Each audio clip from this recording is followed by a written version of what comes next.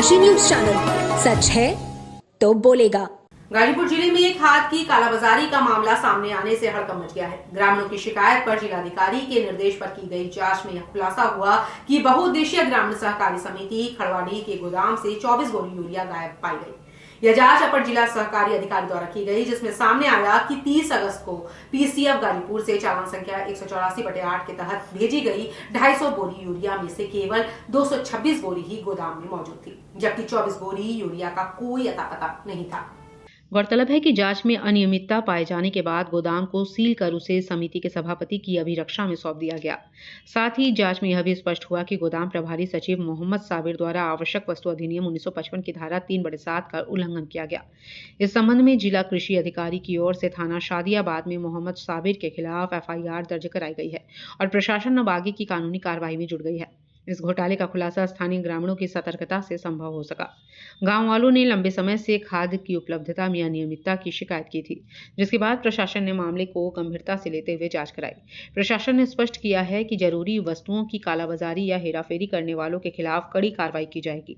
इस प्रकार की गतिविधियां किसानों के हितों के खिलाफ हैं और किसी भी हाल में बर्दाश्त नहीं की जाएगी। देखिए, खाद की कोई किल्लत नहीं है।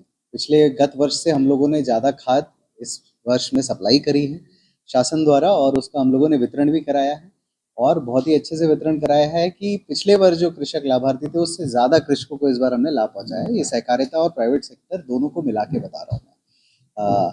और इसी को लेके यहाँ पे काफ़ी सतर्कता भी बरती जा रही है कि कोई भी किसान ज़्यादा से ज़्यादा मतलब कोई भी छुपाते हुए जोत के हिसाब से ही लोग लेके जाएं और अधिकतम एक बार में 2 बोरी लेके जाएं, ताकि ज़्यादा से ज़्यादा कृषकों को हम लाभान्वित कर सकें। इसी के क्रम में हमको एक सोसाइटी में खंडवाडी में कुछ शिकायत प्राप्त हुई थी, तो उसकी जब जांच कराई गई तो शिकायत प्रथम दृष्टया सत्य पाई गई, जिसके क्रम में 3/7 में FIR संबंधित सचिव के विरुद्ध हम लोगों के द्वारा कृषि अधिकारी के द्वारा कराई गई है।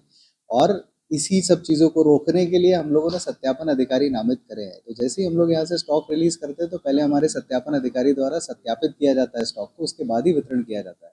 उसके बाद अगले दिन जब वितरण शुरू होता है तो उससे पहले कल का जो स्टॉक क्लोजर होता है उसको भी एक बार चेक किया जाता है कि कल को जितने बोरी बचे थे उतने बोरी से शुरू हो रहा है। तो उसी के क्रम में ये सारी चीज़ें संज्ञान में आई थी, पकड़ी गई थी, जिसके क्रम में FIR दर्ज। पूर्वांचल की खबरों से जुड़े रहने के लिए आज ही सब्सक्राइब करें हमारा YouTube चैनल डनकाशी, और हाँ, लेटेस्ट अपडेट्स के लिए बेल आइकन को प्रेस करना ना भूलें। और आपके पास है कोई जानकारी या है कोई सूचना तो हमारे दिए गए नंबर पर आप हमसे संपर्क कर सकते हैं।